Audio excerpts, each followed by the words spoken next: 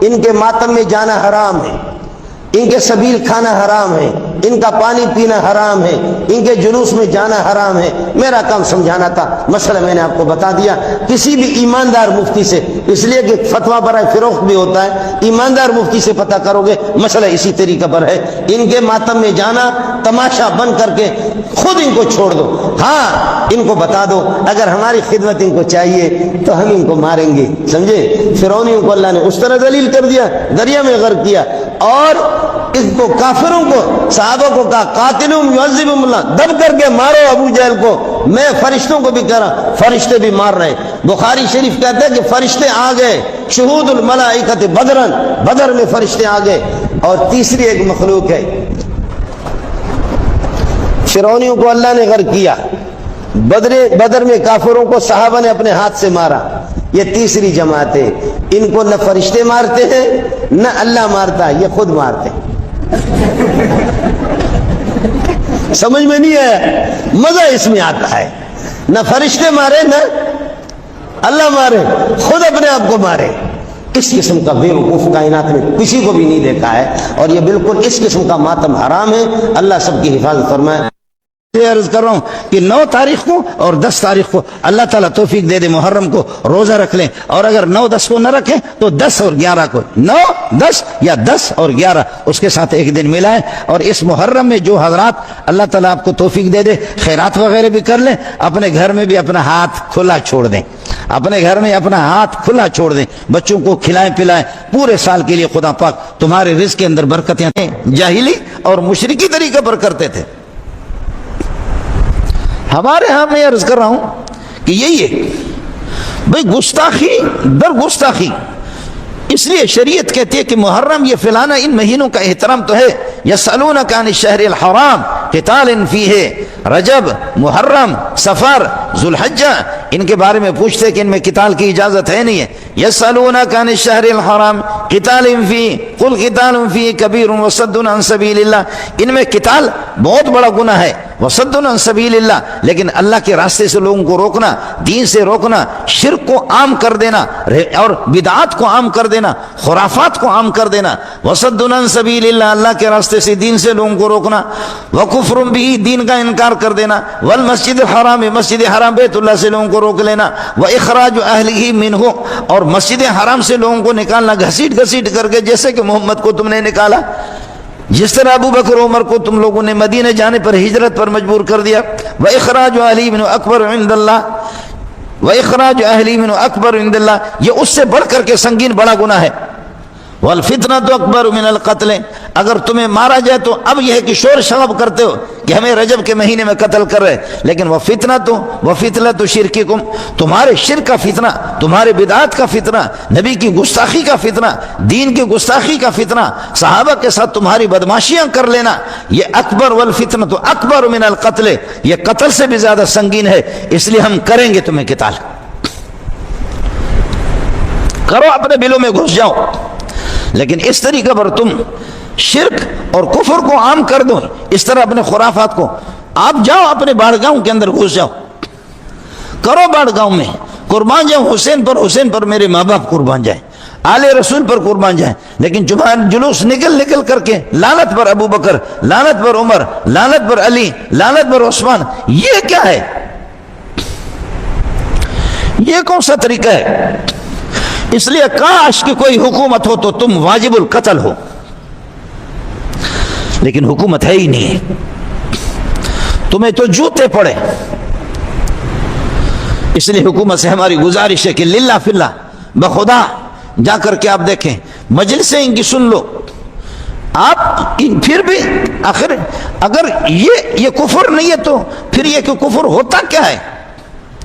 یہ کفر نہیں ہے کہ ابو بکر، عمر، عثمان، علی کو ان کو کافر کہنا، ان کو مرتد کہنا، ان کو گالیاں دینا، صحابہ نبی پاک صلی اللہ علیہ وسلم کے صحابہ کو گالیاں دے دینا، اس طریقے پر خود نبی کے شان میں جو گستاخی کرے تو نبی کہتے کعبۃ اللہ کے اندر قتل کرو، خاتون نبی کو گالی دے دے، فرمایا پکڑ کر کے قتل کر کے اس کے ٹکڑے ٹکڑے کر دو۔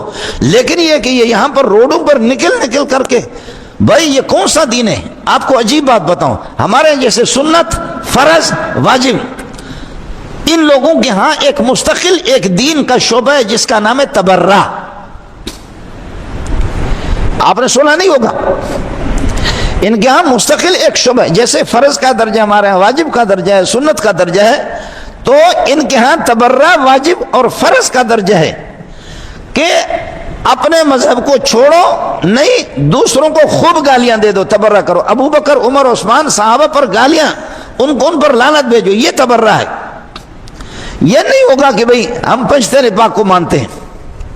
یہ نہیں ہوگا کہ حسن حسین, ہمارے لوگ بھی بدبخت قسم کے لوگ ہیں. سنی لوگ بھی اللہ کو کہتے ہیں کہ یہ لوگ جی آل رسول کے احترام کرنے والے, فاطمہ, حسن, حسین کے. یہ خدا کی قسم کیا احترام ہے؟ احترام تو میں کرتا ہوں, احترام تو دیوبندی کرتے ہیں, بریلوی کرتے ہیں, جماعت اسلامی والے کہتے ہیں, اہل حدیث, شافعی, مالکی, حنبلی, حنفی, لاکھوں نہیں کروڑوں ہمارے حافظ ہیں. یہ منحوس 6 کروڑ کے اللہ کو والا کر مجلس آ کر کے مجلس لگاتے, 6 کروڑ ایک تقریر کے لیتا ہے اور 2 آیتیں بھی نہیں پڑھ سکتا. یہ حسینی ہے؟ حسینی تو ہم ہیں, حسینی تو ہم ہیں کہ آپ اس قرآن کو ہاتھ میں لے لو 600-700 صفحات کے, اور اس غریب کے بیٹے سے پتہ کرو اس کو کہ فلان جگہ سے پڑھو, فر آپ کو سناؤں گا. حسینی تو ہم ہیں, فاطمہ کے جوتیوں کے خاک تو ہم ہیں, حسن کے تو خادم ہم ہیں, ان کے علوم ہمارے پاس ہے. اس سے کائنات کے اندر کوئی زیادہ قیمتی سرمایہ نہیں ہے. وَإِخْرَاجُ أَهْلِهِ مِنْهُ أَكْبَرُ عِنْدَ اللَّهِ وَالْفِتْنَةُ أَكْبَرُ مِنَ الْقَتْلِ. تمہاری جو بدماشیاں ہیں, پھر ہر جگہ سبیل ہے, ہر جگہ فلانا ہے. ادھر تم کیا کرتے؟ حسین تو کربلا میں, کربلا تو ایک بالکل کربلا نہیں, کربلا وہ تو ایک میدان اور بالکل بیابان. آپ سے میری گزارش ہے کہ تھر کے میدانوں میں نکلو, بھوک برداشت کرو, پیاس برداشت کرو, اور وہاں کچھ سندھیوں کو ان کو حوالہ کرتا ہوں, ڈز تمہیں کریں, اور تم وہاں حسینی بن جاؤ, شہادت کو قبول کرو. شہر کے اندر اس طریقے پر آئس کریم کھا کر کے تم اپنے خنزیر ذاکر کو کھلا کر کے پھر یہ کہ اللہ آپ کا بھلا کرے, آپ اس طریقے پر صحابہ کو گالیاں دے دیں, یہ تو نہیں. اس طرح تو نہ کرو. اگر زیادہ ہے نا, سنت اور طریقہ وہی ہے. سنت اور طریقہ اگر آپ کو اپنانا ہے تو وہی ہے کہ تھر کے میدان میں نکلو, یہ گوادر کے ریگستانوں میں نکل جاؤ, لسبیلے کے ریگستانوں میں نکل جاؤ. یہاں پر ہم آپ کو, وہ ہمارے مینگل بدبخت تو آپس میں ویسے ہی 2 مہینے سے لڑ رہے. اس وقت حکومت سے گزارش یہی ہے کہ مسلمانوں ہم احترام کرتے, خدا کی قسم ہم حسینی ہے, لیکن اس طریقے پر صحابہ پر تبرہ اور اس طریقے پر قرآن کا بھی مذاق. یہ قرآن ان کا قرآن نہیں ہے. یہ قرآن اگر ان کا قرآن ہوتا تو اس کے حافظ ہوتے ہیں. ان کا قرآن تو آخری امام لے کر کے آئے گا. اگر یہ قرآن ان کا ہوتا تو پھر وہ اس کے حفظ کر. یہ میرا قرآن ہے کہ میں اس کا حافظ ہوں. یہ میرا قرآن ہے کہ میرے گھر کے اندر 8-10 حافظ ہیں, میری بچیاں بھی حافظ, میرے بچے بھی حافظ. جی ہاں, ہمارے ایک گھر کے اندر 5-5, 10-10 حافظ ہوتے ہیں ایک گھر کے اندر. قرآن تو ہمارا ہے, تبھی تو ہم اس کو قیمتی سمجھتے, تبھی تو اس کو سینوں کے اندر محفوظ بھی کر لیتے ہیں. آپ کا اگر قرآن ہوتا, خامنئی کو سب سے بڑا معصوم خامنئی ہے, ایسا منحوس ہے کہ ایک پارہ نہیں, پارے کا چوتھائی حصہ بھی اس کو یاد نہیں ہے. پھر ایران میں یہ نہیں ہو رہا ہے, ایران میں یہ نہیں ہے, یہ جلوس اس قسم کی نہیں. پورا ملک بھائی, اگر تم ان کے لیے ان کو تحفظ فراہم کرتے ہو, سارے آپ نے رینجر لگائیے, پولیس لگائیے, فوج ان کے لیے لگائیے, تو پھر عمر کے لیے ہم لوگ بھی جلوس نکالیں گے. ہم تو پھر یہ کہ علی کے لیے بھی جلوس نکالیں گے, ہم یہ کہ ابو بکر کا بھی جلوس نکالیں گے. پھر جلوسوں کو تم سنبھالتے رہو. ملک کی معیشت پہلے سے ماشاءاللہ تیار ہے, ملک کی معیشت بالکل پہلے سے آپ نے سب کچھ ہم نے فراہم کیا ہوا, تو پھر ہم بھی جلوس نکالیں گے. ہمیں تحفظ فراہم کرو. ان کا مزاج بھی اس قسم کا, کچھ خدا کا خوف اور کچھ تو شرم آنی چاہیے. گھوڑے کو ابھی ہوا کیا, ابھی چند دن پہلے گھوڑا ہے, اس کو کیا پتا ہے کہ مجھے حسین کے نامزد کیا گیا. گھوڑا ہے. اتنے خوش قسمت قسم کے گھوڑے, وہ سونے چاندی کے ہار بنا کر کے اس کو پہناتے. سنی غریب تمنا کرتے, اے اللہ ہمیں حسین کے گھوڑے کا درجہ تو دے دو, ہمیں بھی تو.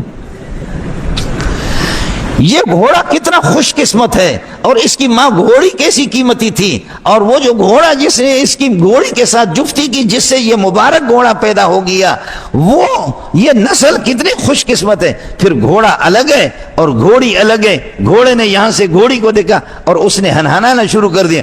آگے جا کر کے پھر جلوس کے اندر خواتین بھی ہے، مرد بھی ہے، اور معتقدین بھی ہے، متوسلین بھی ہے، سارے کے سارے۔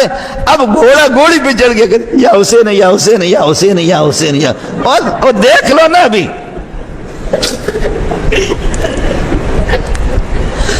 دیکھ لو،